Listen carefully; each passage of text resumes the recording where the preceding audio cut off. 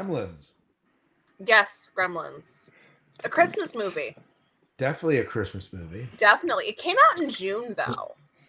Yeah, That's which all is right. weird. Yeah, I thought it was weird too when I found out that it came out in June. I was like, "Oh, that's interesting. I wonder what made them pick that." But I don't think it had I done well Christmas. so true Yeah, story. I originally saw it in eighth grade, right before Christmas vacation, and was told we were going to watch a Christmas movie. And this isn't what I was thinking when you said we were going to watch a Christmas movie. But okay. And like it wasn't like a classroom though. Like they gathered like the entirety of eighth grade to watch my science teacher's favorite Christmas movie. That's what we were told. We were gonna watch. We were told we were gonna gather in the auditorium and watch his favorite Christmas movie, and then we watched The Gremlins. Hey, So good taste. that was my first time watching it, and I was not a horror movie person, so I didn't really enjoy it the first time I watched it because I was like, "What is this? What am I watching right now?" Not what I was expecting. so I assume we started the show here, right? Very good. Well, Oh welcome to the Oh, Sci-Fi Diner sorry, I tonight. just didn't know. So welcome to the Sci-Fi Diner tonight as we are talking Gremlins, the classic Christmas movie And that came you out said in what? June. You said, right? Yes. Yeah. I'm Scott Herzog, by the way.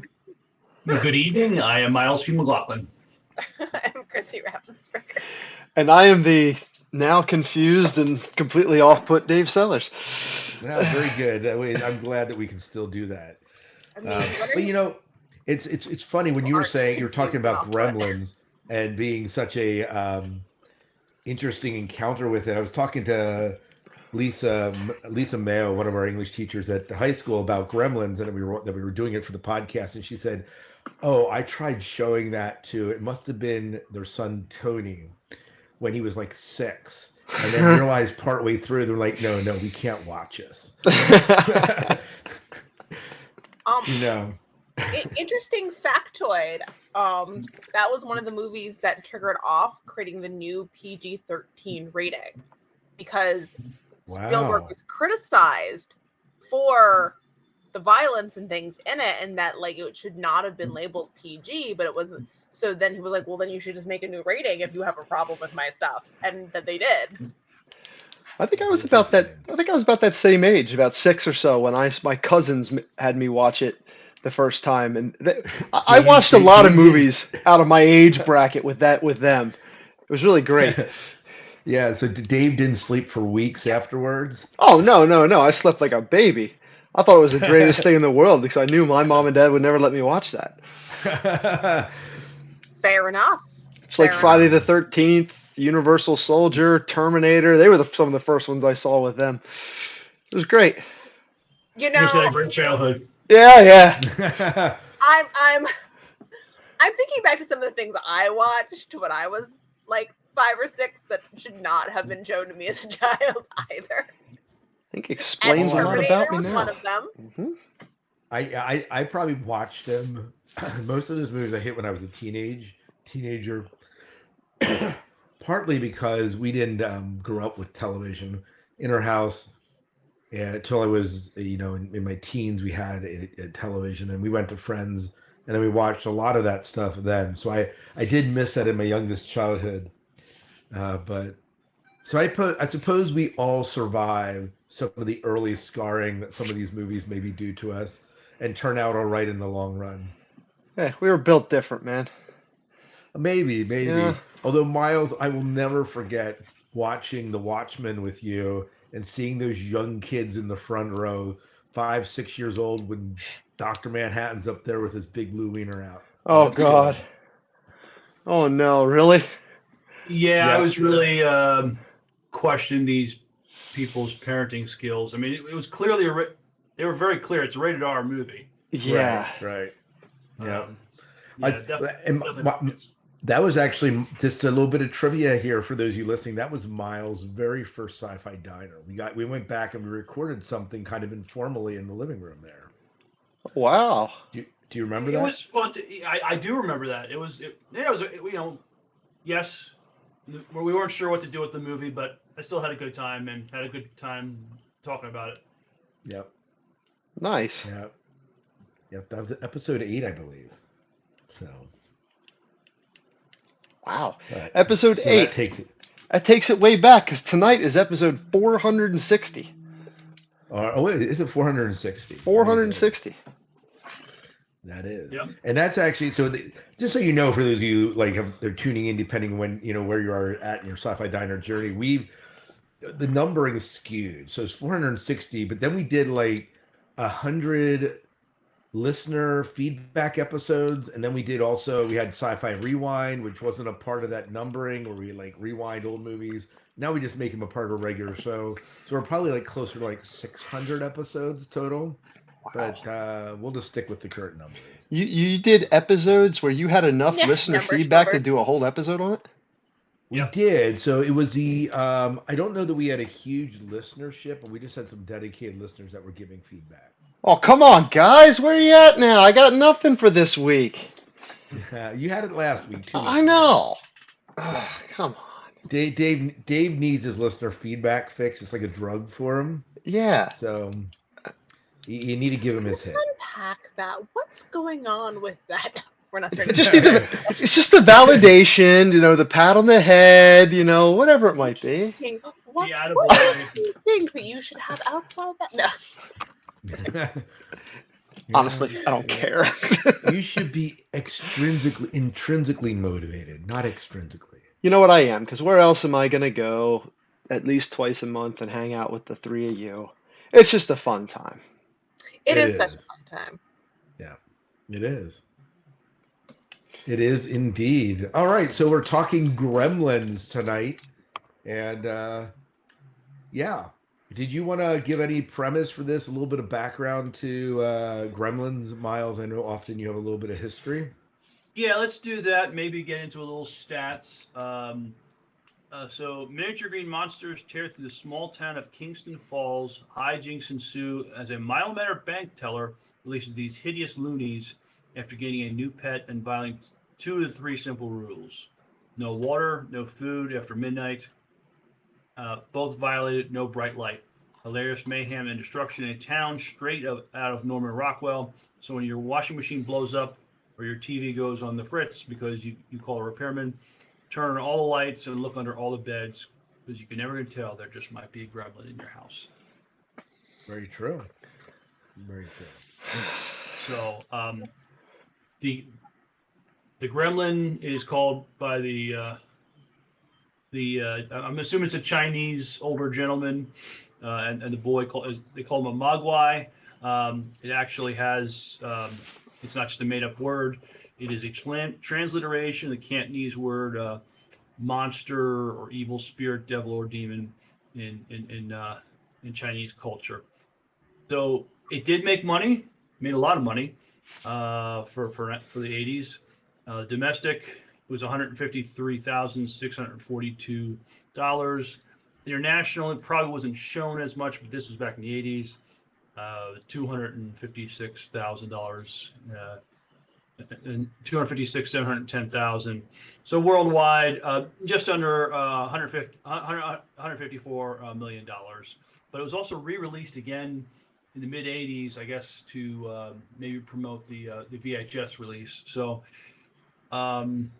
it did well. I mean, it did get a sequel, and it is crazy talk, but there's talk of a third Gremlins maybe coming out in the next year or two. Oh, Wow. that could be really cool. That could be, but then we almost would need to watch the second one and then the third one to review it. But anyways, yeah. And interestingly enough, the word gremlin comes from World War One with the Royal, I think it was the Royal Air Force. And they were like trying to basically say like, oh, the reason why the aircraft is not working is because there's gremlins in the system. So that's kind of like where that idea originated. I'm sure like we go further back, there may be some like folkloric origins to the idea of where they would have come up with saying that, oh, they're just gremlins, like goblins of the system, making our aircraft not work. And then that word got trans into American culture, and that's what we're they're used today. Yeah, it's amazing. 'Cause Sure. we use that growing up all the time, especially Well, I'm sure in your maintenance stuff, they're like, "Oh, there's gremlins in the system, Dave. You got to go fix it." Mm-hmm. Oh yeah. Well, American Motor Company made a little car called the Gremlin back in the day. I Piece remember of seeing shit. people driving Gremlins around. So it's very much embedded into the American culture, and so this movie is kind of in some ways iconic that way. Before you even see it. Yeah. Yeah. So, so what you got? Do you think this thing still holds up now, like almost 40 years later? Um yes and no. Okay. Is it So a when I Christmas watched movie? No, sorry. when Go ahead, I Miles. watched, I mean, I saw it as a kid, a little teenager when it came out. But watching it again now, I'm trying to think. What I mean, it's kind of marketed sort of as a kids movie. It really isn't. I mean, there are some horrible things going on in this movie, and I mean, you have this 1980s. cute, cuddly creature, but there's just some horrible, terrible things going on. The writer had to be on drugs when he wrote this movie. There had to be drug use going on, and when you watch this movie, you have to turn off your suspension of disbelief completely because the way these people act, all the people in this movie, and this is the 80s, there are characters that very two-dimensional, some of these people have no redeeming value whatsoever, but they're all a little stupid. Yeah, a little bit. It's also a horror movie that's kind of like baseline horror movies. Most of the time people act really stupid in them.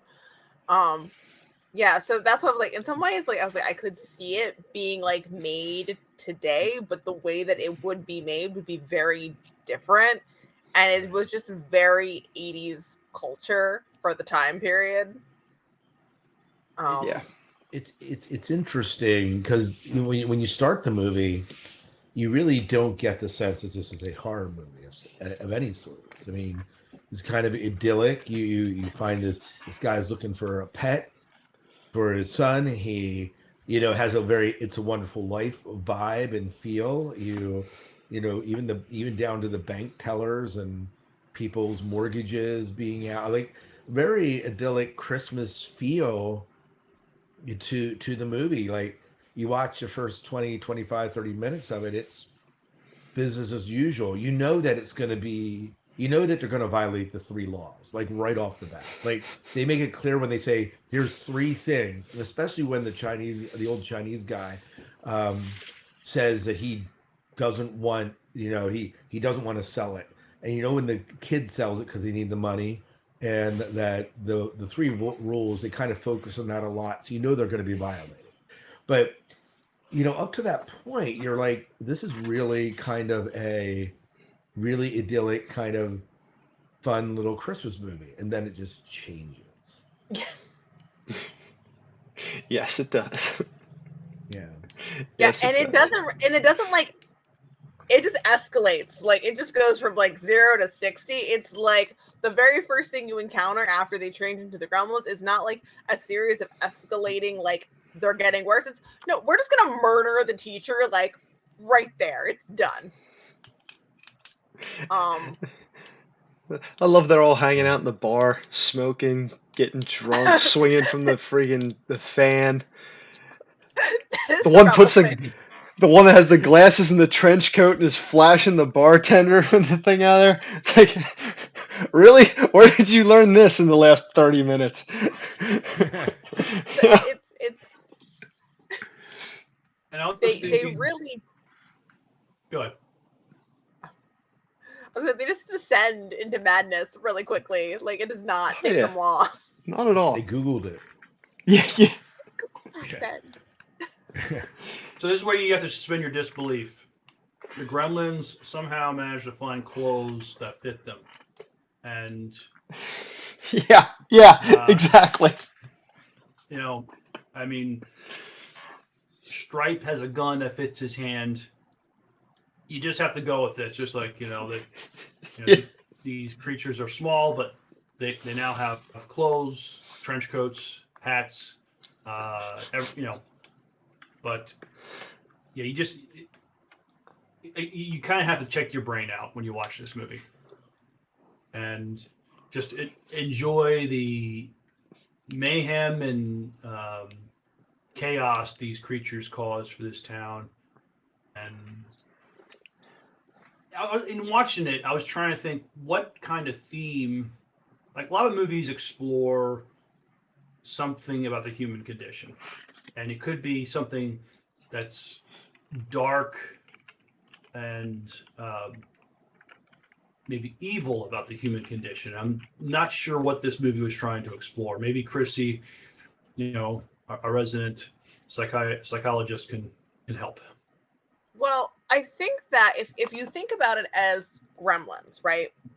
And you had where the origin of the word gremlins, right? Coming from Air Force war, it's new technology. We're not sure how it works and it keeps malfunctioning. You have an inventor who is trying to make all these inventions, and his inventions keep breaking, and he doesn't really know why.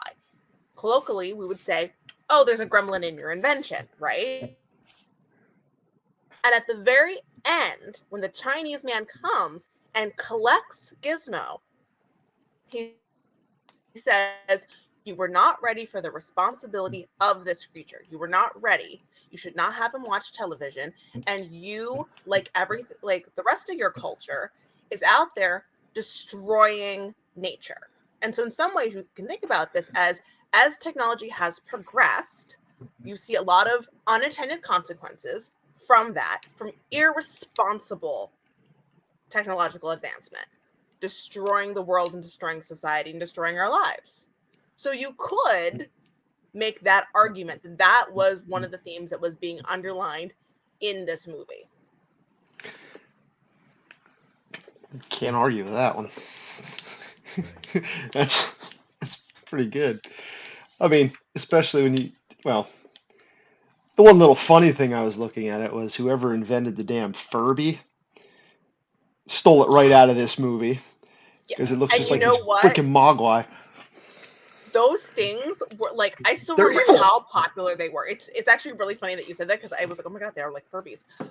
And the number of my peers that had those Furbies and were quote unquote not ready for the responsibility of having this thing constantly asking them for like this, that, and interacting with them almost like a pet. The number of kids that just shoved them in a closet and like hoped they died, like it's really funny when you think about like how that ended up being like, okay, if you guys couldn't handle this thing, this toy, could you handle a pet? I mean, I have both of my cats, and I was looking at one being like, you're a little gremlin, you know that? Like, you're just getting into all sorts of trouble tonight. And that's true. Like, it's a lot of responsibility, and you have 3 rules, and you can't follow 3 simple rules, and things happen. So, yes, the responsibility of nature and technology is definitely something that one could argue was explored not very deeply in this horror movie, but it's there. It's there if you want to find it. It's there if you want to find it. Mm-hmm. Yeah. Pretty sure I either Yes, I'm smashed sure my I sister's Furby or I blew it up with an M80. I can't remember what because I got tired of the damn thing.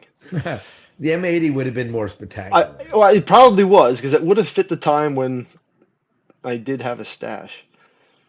Yeah. I mean, 80s, 90s. I think the Gremlins look a little bit like Grogu. Yeah. Go Okay. on. A little more furry, but yeah. Yeah, same look. Yeah, he's obviously built off of Yoda, right? And Yoda came way before the Gremlins, but Yeah. Did the Tribbles come before the Gremlins or after? I'm trying to remember. Oh, way Oh, before.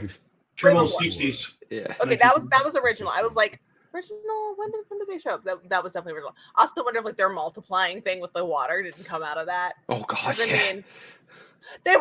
mean, there were so many. I mean, because it looked when it first started multiplying, it looked almost like I was like, those kind of look like Tribbles to me, like multiplying. So, but I mean, it's a Spielberg movie, and like they're all, you know, friends with one another. I'm Right. sure all of those producers. So, you know, Yeah. Yeah. Yeah, it was. The opening scenes of that movie. Just to jump back toward the beginning, the moment they showed like where it was at Kingston Falls, I instantly saw Back to the Future because it's the same set. It's a Back to the Future set, right? Yep. And it was used like in every '80s movie that you came was all filmed in the Universal lot, right? Um, so it was neat to say, oh, yep, there's a clock tower. And this of course is before Back to the Future because Back to the Future was 1985. This was 1984, but it was the same set. But, Interesting. yeah, just that quintessential Midwestern, middle of nowhere town, could be anywhere in the United States kind of feeling. That like all 80s movies seem to have. Did anybody else find the Phoebe Cates' story of why she hates Christmas? Oh, that was disturbing as hell. Like, Oh my gosh. okay. It went like way heavy, way deep, and just like boom, and then it's like, okay, so now that I've shared my trauma with you, like, want to go for a date? Like, her was like, whoa, Yeah, like wow. the movie's already at like a 7 or an 8, and just that one set of dialogue cranked it up to 11. Like, wait, And it's so like, you burnt your what is dad up in the freaking chimney? yes, They get the firemen to break open the chimney, and that's where they found Dad. Wow. and it's just one of those things where like, what that was like a complete like you could remove that completely from the movie and her dislike of Christmas, and it not really change a whole lot, like truthfully. No. Oh, So it was like just it kind of baffled me as to why it was in there, to be perfectly honest. that was it's just Like a twisted unnecessary. we're gonna put a whole little plug that not everyone likes Christmas because sometimes people have trauma around Christmas. I'm like, okay, that's cool. yeah, well, that would definitely give me trauma at Christmas if that would happen. Well, yeah. Yeah, I would and, be, and I would be in sessions with Christy forever. you really would. You got to give them some. I mean, they went big with, it wasn't just, there are people that hate Christmas, but their reasons are kind of maybe shallow and vacuous. No, let's come up with the most messed up thing that can happen to a child Yes. at Christmas. Dad dresses up as Santa Claus, thinks, hey, I'll come down the chimney. He slips, he breaks his neck. They don't know where Dad is for the next couple days until they smell something coming from the chimney. Just rotting corpse. I mean, I forgot about that. I'm like, listening to this thing is like, that is one of the most messed up things I've ever heard. Well, like, what kind of house do you live in that you have in this little town that you have a chimney big enough that a grown man can fit into? Well, I mean, to Miles' point, the person was on drugs when he wrote it. I mean, It had to have been. just saying that happens. Whew. Just like, Yeah, this person needs a tragic backstory. What can I think? It's like take another hit. yeah, such a horrific. Yeah, for such a minor character. Yeah, like, and to Miles' earlier point, like everyone else, very two-dimensional, but her, we're just gonna give her this whole fleshed out backstory and this whole thing, and even though she's just a sidekick, like they went like completely. Oh. Have any of you guys ever watched the second one? Oh yeah, it's been a while though. Is it as good as this one or worse? I think it's cheesier. And Cheesier. Robert Ricardo plays a character in there. Oh, no kidding. Well, But now I he's have to watch it. badass. John Glover. Yes. He's in Yes. it too. He plays this smarmy, sleazy bad guy in there.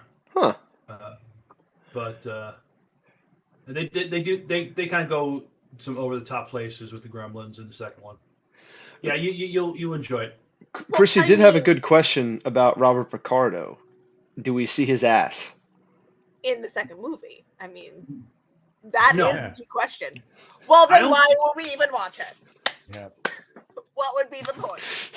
You can't see Just that man's butt. It's You it's, asked whether the guy that wrote this was on drugs. So here's where the conception for Gremlins came from. oh boy. The stories of Gremlins was conceived by Chris Columbus, not the famous boatman.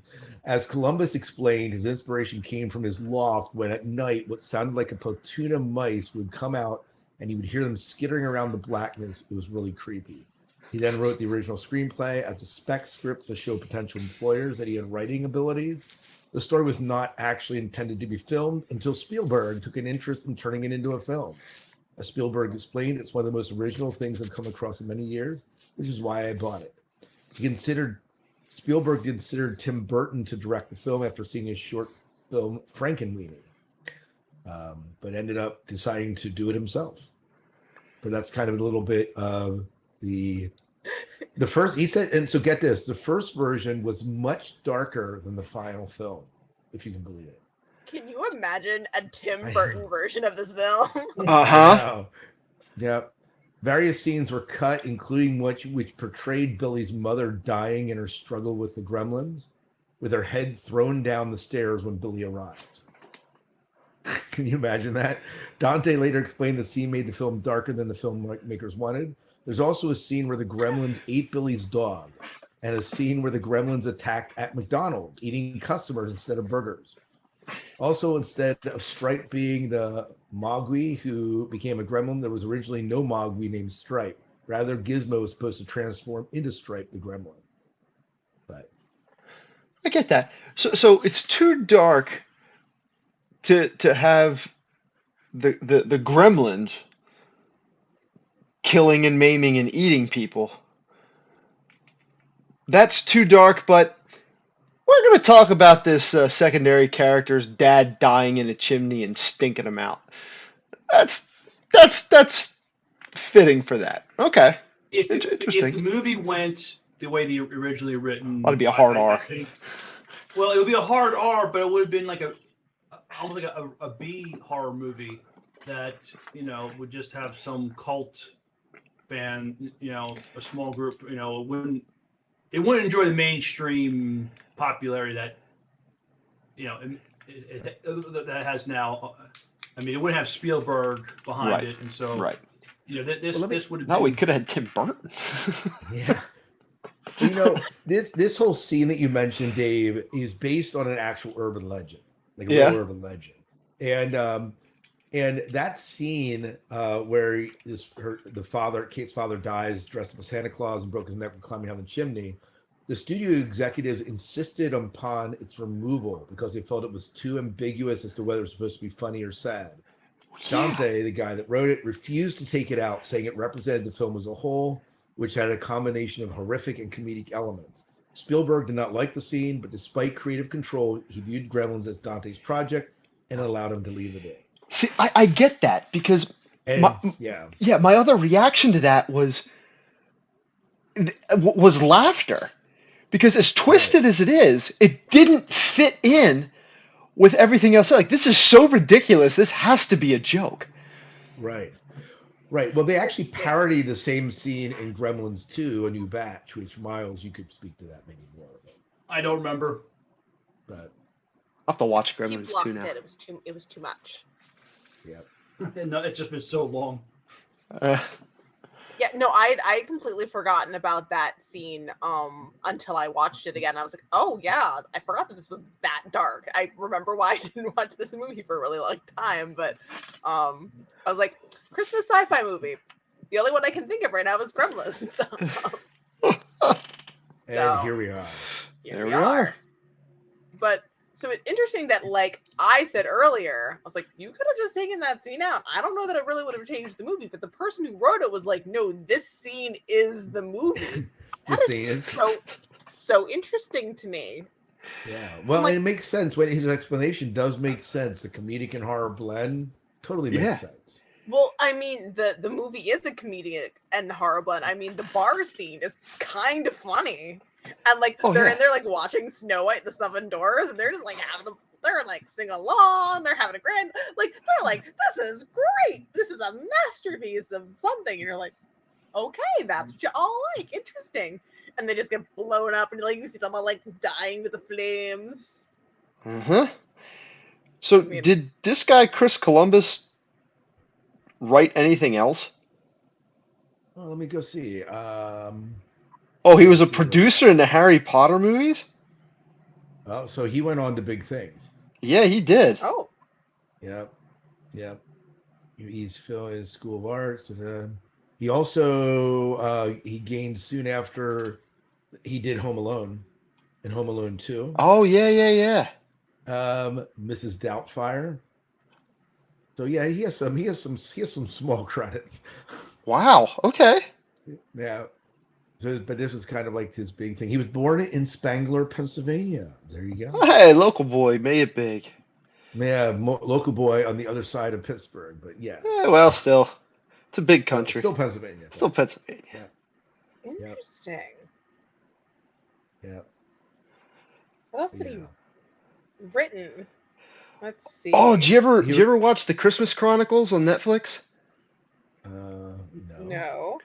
Oh, No. with Kurt Russell as Santa Claus? Oh, Yes, They're I did. great movies. he has a writing Yep, credit on the Goonies. yep, Huh. All right. yep. Hmm. This guy does got some. Um, He's got some titles under his belt. Good. Well, the movie made decent money, so it's.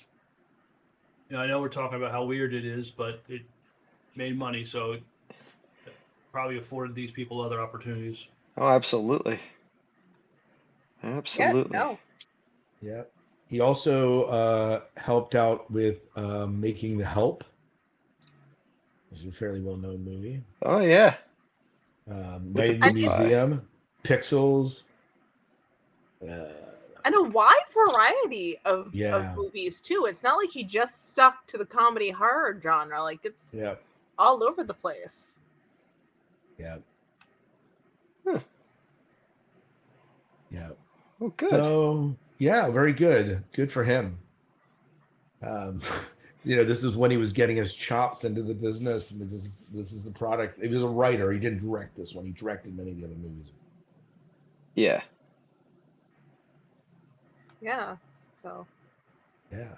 Well, where do you want to take it from here? Oh, I just lost my mic. Hang on. I can There hear we you. go. Where did you? Yeah, so you hear me because I'm coming through my MacBook Pro's mic, and I have a separate mic that actually gets out into the podcast. I see.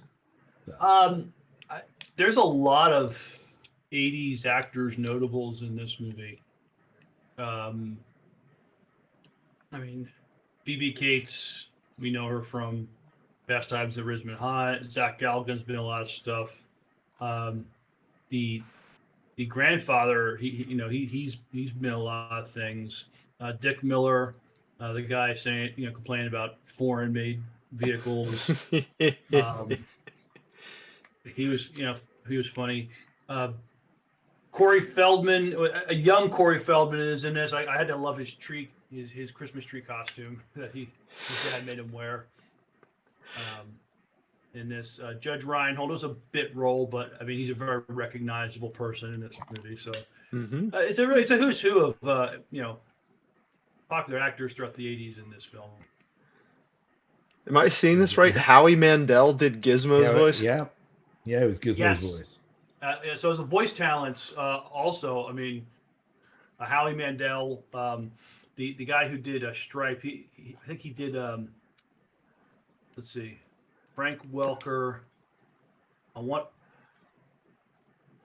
I'm trying. I think he did Megatron in Transformers. Oh, Let that's me double cool. check that. Okay. Yeah. So the Whenever I see Howie he, Mandel, all I can think of is America's Got Talent, or like all that sort of Right. those sorts of shows. But, Right. Well, I mean, Ah. he had that cartoon Bobby's World. Yeah. Frank Welker was he was the voice of Megatron in the Generation One Transformers. Huh. So Interesting. yeah, a lot of '80s notables in this film. That's That's awesome. pretty cool. That's awesome. I thought the technology for the Gremlins for the time was pretty good. It was not stop motion. It was all animatronic. I Right. mean, sometimes you can kind of It, it, tell. it, it holds up. It holds up fairly well for being an '80s movie. Yeah. Yeah. It really does. I mean, now some of them were very quintessential 80s effects, and I'm not saying that like they're bad. You just don't usually see them much anymore. Like the smoking, like everything was like smoking, like the fog machines and stuff they kept using, and like the weird green lights. Like I don't know that they would choose those kind of special effects today to show like transformation and like multiplication of them all like in the swimming pool, because I'm like, why are they all like smoking and transforming? But I know like back then, because they didn't have a whole lot of effects, it was easy, like that was kind of almost like a cheap way of showing a transformation without actually having to show it. Right. Right. um and the skeleton at the end that popped out of the pool, Oh yeah. chef's kiss, like that was so perfect. Perfect 80s. I was just like, ah, yes. Yeah. What did you hear? Did you guys watch through the credits of the movie? I No, is do. there a post-credit scene? When you get to the end, you can hear the gremlins laughing. Oh, you Ah. know what? You say I do remember filing out of the auditorium in 8th grade and hearing them laughing. Yeah, so that's they knew there was going to be a movie too. No, I don't know. Well, I mean, it left it open for a movie too, and he was like, "Well, when you're ready, Gizmo will be waiting." So you're like, "Well, I guess they're gonna have a second one." Yeah, I mean, yeah. That is I cool. want to talk. I want to talk about the Go ahead. scene in the house. The mom is an interesting character. She's a very long-suffering patient. I mean, her husband makes these inventions that don't work. She's in Yeah. the kitchen making Christmas cookies, and then the Gremlins have made their transformation. She becomes this tremendous badass. I mean, she kills one turning on the food processor. She stabs one with a knife. She turns on the microwave. And you she's see smart. she's one of the smarter characters in the whole movie. Uh, She's the when you see the swords on the wall, it's like, okay, they have swords on the wall. That must a sword's going to be used eventually, and we're not disappointed. Billy takes the sword, cuts the head off, and it's a very spooky, creepy scene. You see the head in the fire burning and stuff, and that. But yeah, I was just like, wow, she just like her inner Ripley comes out. She just goes she out and Yeah, she kills. did not like. She saw what was going on, and most women would be like, "I am out of here. These things are like, I'm done." Like, I mean, you see, like like we see a spider on the wall. We're like, honey, there's a spider. Come kill it. Like, we're done. Like, we're not doing this. These things are not spiders. These things are huge and they're mean." And she's just like, "I am stabbing you with a knife." Like, she was not pulling any punches. I loved her. Probably my favorite character in the movie. She's probably the smartest and toughest character in the whole film. Yes, you go, girl. Yeah, yeah, definitely. Another message. Uh, Yeah. Yes, Definitely. smart women. Yes, women's empowerment. Who knows if we find some women empowerment? If anything, the man of the house feels a bit dopey and wonky. Yes, he does. So, Yes, yes. yeah. I Well, thought this- the scene Go where ahead.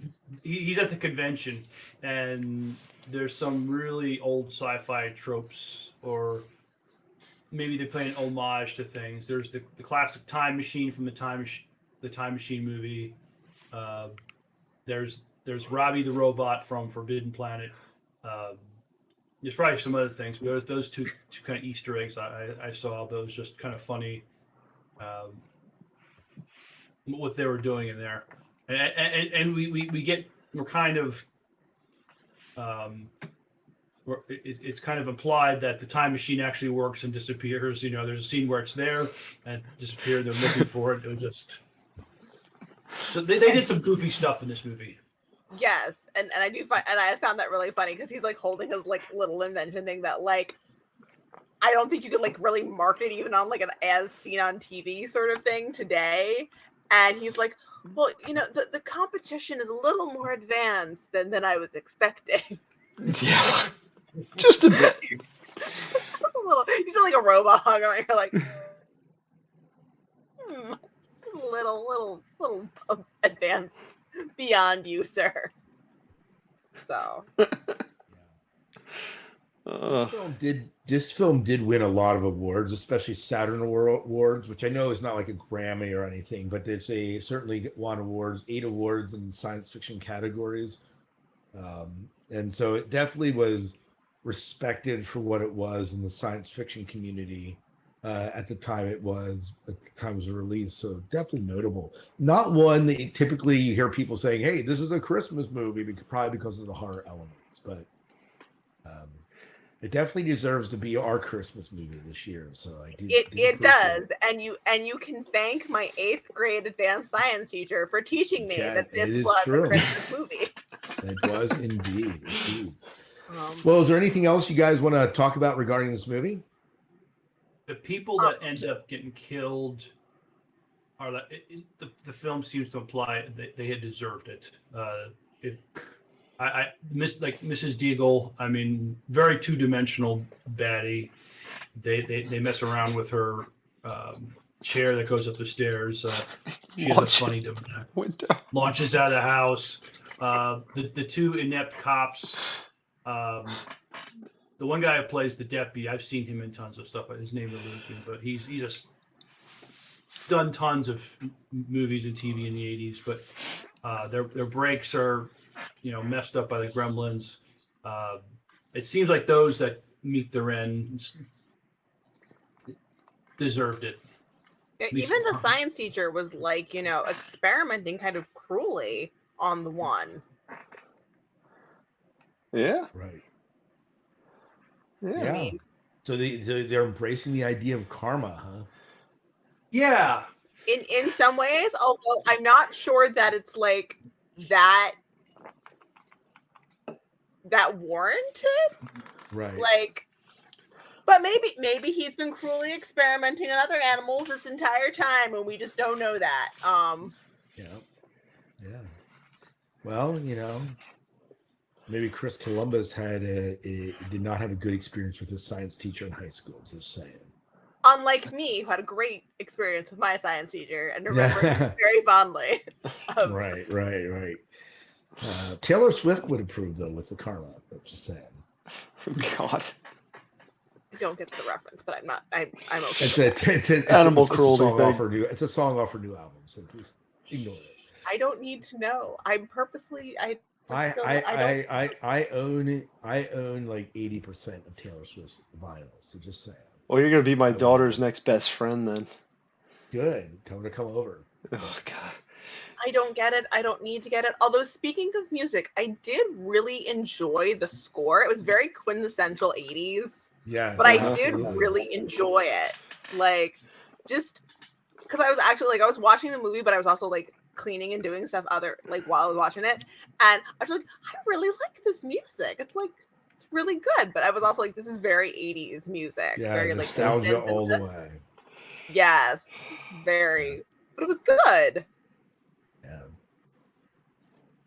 Well, if you guys have other things to talk about the movie, I don't want to cut it short, but we kind of leapt into this talking right about Gremlins, which is what people might be tuning in for. We can talk about kind of as we head into the holiday season, what are some of the things we've been watching and we've been into.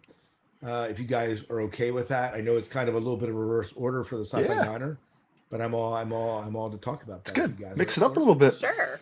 Yeah. Well, since along the theme of Steven Spielberg, I watched the new Indiana Jones movie, Dial of Destiny. That was pretty good. It didn't get a lot of love at the box office and the critics, but Well, I so like. I get that, right? Like I watched it too, right? And it feels like you're watching an Indiana Jones movie from the 80s, which is what you're meant to do. But Yes. that also stylizes it into a different generation. And I can understand why the movie didn't do real well because that sort of, constant action, slapstick comedy type thing is not something that people are really like, hammering for right now. Okay. I haven't watched it yet. I You was, should. You should yeah, watch I it. plan on it. Yeah. It just, well, I'm glad to hear your guys' take on it because Yeah. everything I had heard from reviews and box office stuff was pretty rough. It's only missing one thing, and that's Shia LaBeouf. That's all. Oh, he's not in this one? Unfortunately or fortunately, depending on how you view it, but He must have already made his dreams come true. he did. He just did it. Good for him. Just do it. But yeah. So Miles, go ahead. Tell me. You were talking about that, and I jumped in. Go ahead.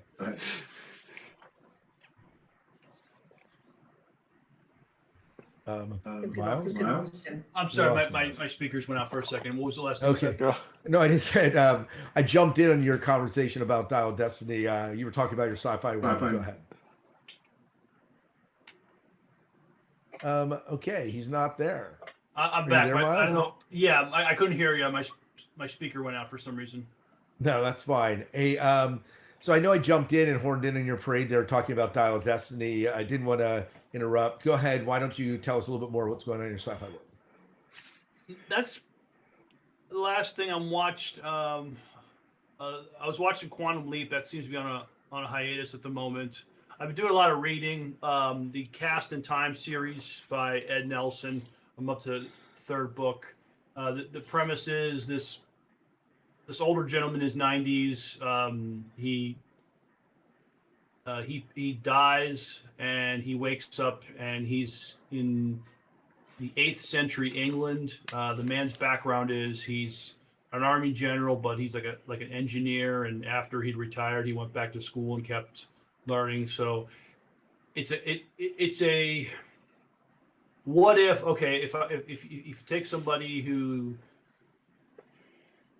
knows engineering, chemistry, uh, mechanics of any kind, and tries to modernize. He wakes up as a baron in his 20s, and he takes his ideas and he realizes this is not the time that he grew up in. It's an alternate timeline, which makes it convenient so he can do whatever he wants, and he transforms his barony and this part of England where he's living in, and using uh, 8th century technology to try and make modern um, modern machines, try to improve people's lives by like modern plumbing, modern sanitation, modern medicine, And and doesn't get tried for witchcraft. Interesting. well, it's good thing you said something because he has to try to balance it out by not upsetting the clergy, and so sometimes what he will do is he will talk to people and almost like make it like this was their idea. It's like, what if we Right. did this? And he kind of manipulates some people thinking, you know, they come to that leap and so that's how he gets away with some of it. He tries to, he realizes the world he lives in that a lot of this stuff will be thought of as witchcraft, and so he has to balance it in a way that no, it's science. It's based on natural laws. This is not, and yet so he has to make the clergy happy, but at the same time he wants to get his way in trying to improve a lot of people's lives in the medieval period. So it's interesting exploration of what life was like back then.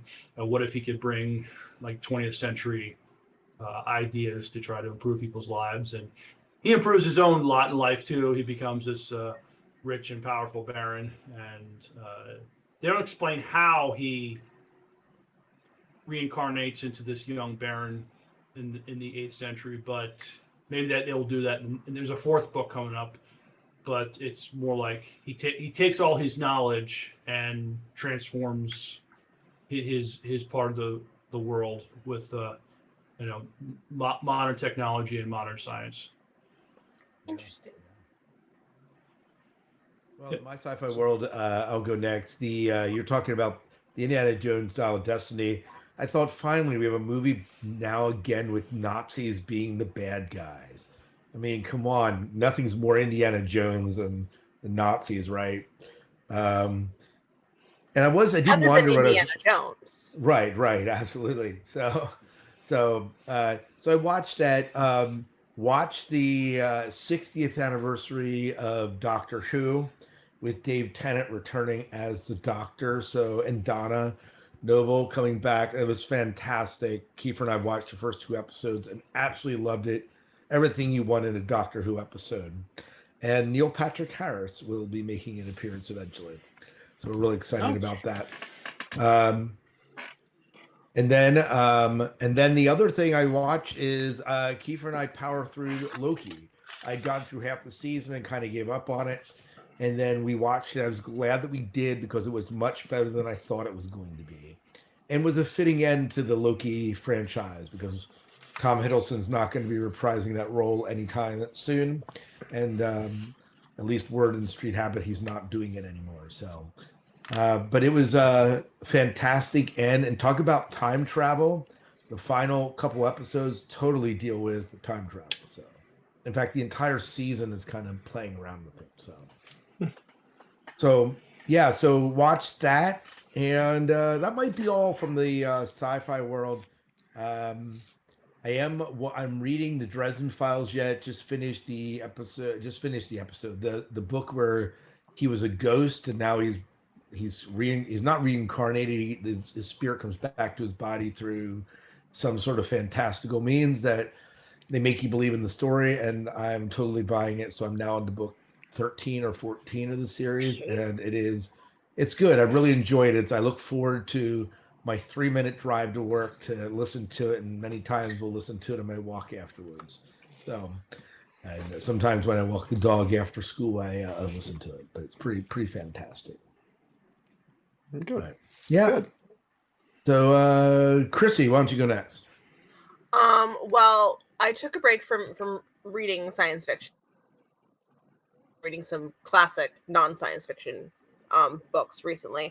So mostly what's been going on in my sci-fi fantasy world has been the next patch of Dragonflight. So I've been working through that because Blizzard dropped new the raid and the new seasons for the dungeons, and they had their anniversary event, and they're having these other events, and there's just a lot going on that I was trying to keep up with all of my alts, because I can't just play one character, because obviously, why would you do that and focus? I mean, focus on anything. It's crazy talk in my free time. So that is what I've mostly been doing. And I've been playing around a little bit on my violin with some various themes of different songs. So, and no, I will not perform for any of you. I want to hear it. Hear it. Proof. No, I'm not playing any Okay. of the themes for you guys. It's just for me. But It's been concerning a Hobbits, it's long definitely road. happening. I will not be playing that on my violin. I will not sully such an instrument. I hate you. Just a few bars, Christy. I'm surprised it took us 55 minutes to make the first reference to this show. So I'm proud of you guys. Good job, everyone. We're doing better. People are gonna turn that into a drinking game. How many times you piss me off with that song? Hey, if it gets them to listen and watch the show, I'm all for it. Yeah, absolutely. Yeah. So. Who wants to get hammered, folks? Oh, there we go. Late night at the diner. Dave, how about you? What's going on in your science fiction world? Not a whole lot. I mean, watch Gremlins for this show. We watched our theater department at high school. Their fall play was the play called Puffs, which Yeah. is a comedic side story in the Harry Potter world that takes place across the movies. It was entertaining. It was a lot better than I thought it would be. Um, Right. because I know the movies and we've watched them all forever. The jokes that were in there were hilarious, There and were a even lot of people who haven't ever sci-fi jokes. A lot of sci-fi jokes in it. really are. It was entertaining. I'm glad we went and saw it. My kid loved it. She's all about the Harry Potter. Um, so yeah, that was that. More not so much sci-fi, but more nerd culture. We watched a movie called 8-Bit Christmas. If you guys have seen that one or not. I'm not. It's on. I think it's on Max, HBO Max. Um, when you mentioned Neil Patrick Harris is what reminded me of it because he plays the dad in this story, and he's talking to his daughter. His daughter wants a phone for Christmas, and he's telling her no, and goes on to tell her this story about how when he was a kid in the mid late 80s, all he wanted for Christmas one year was a Nintendo, and it went through his story of how he ended up going to the Nintendo. Lots of neat nostalgic stuff in there. It was a funny movie. I certainly recommend it if you want a decent new Christmas movie to watch. It was really really good.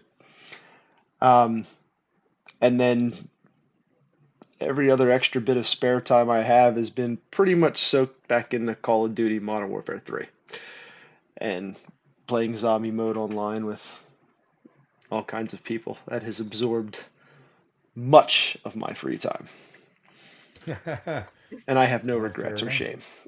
Yeah, you should. You should. Very good. Awesome. Yeah. Well, it was great chatting with each one of you tonight. I don't know if we were going to do another recording before the new year. Are we going to try to do another one in 2 weeks? I certainly can do one We in can two probably weeks, I do it. It'll be believe. the Tuesday before Christmas, and we can probably make that Okay. in. Um, do we want to do like an end of year thing with the top stories this year? Oh, okay. Uh, we could do, or do you want to do something like that? We can talk offline. Hmm. Sure. And Yeah. but let's spin that around and maybe do an end of year thing. So Yeah. all right. Well, without further ado, it was great hanging out with you guys, and I believe that's it. So Miles, why don't you take us out of the show? All right. Till next time, good night and good luck. We'll see ya. Leave your tips on the table. And go boldly to Sci-Fi Diner Podcast on YouTube and on Facebook and on Instagram. Send us your listener feedback at sci-fi diner podcast at gmail.com. Or respond on Facebook. We can Or, include Facebook comments too. yes. And if you want the loot, again, if you guys have been listening, send me an email, sci-fi diner podcast at gmail.com. Say, Dave, I want loot, and we will send you some stuff. Yeah, it'll be your Christmas Uh, present. Yes. So I love loot. I prefer yes, epics. yep. If I could get some best in slot trinkets I right was now, that gonna would be say great. I like booty, but that comes out really bad now. It really kind of does at this point.